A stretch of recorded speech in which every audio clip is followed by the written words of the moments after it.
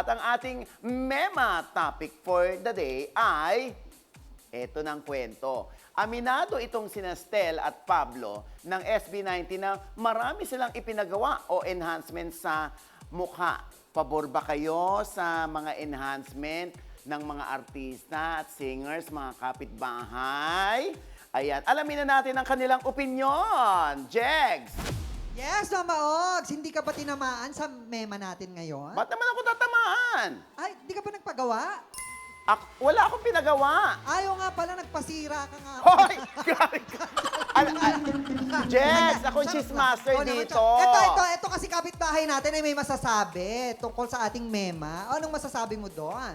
Pabor ako kasi alam ko naman pinaghirapan nila yan, kaya para sa kanila regalo nila yan.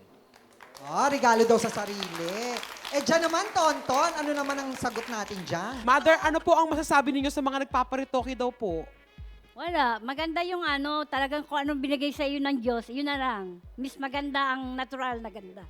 So, ayaw niyo po sa akin? Parang tinamaan, Ton. Ayan, maraming salamat sa mga opinion nyo. At dahil dyan, meron kayong regalo from Sulit TV powered by TV5. Ayan, mapapanood nyo na ng malinaw at widescreen ang Quizmosa at iba pang TV5 shows. Bongga, ha, Ton? Yes, nakita mo mami, sulit na sulit, di ba? Studio audience lang po kayo, pero may bigay ang Quizmosa para sa inyo. Papa O, ano nga ba talaga? Ang alin?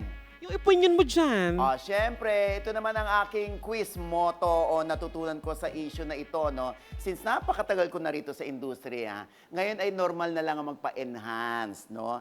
Ang importante, may pera ka o may sponsor ka, at ang importante, hindi palpak ang gawa sa'yo. Go, go, go lang. Ayan, ha?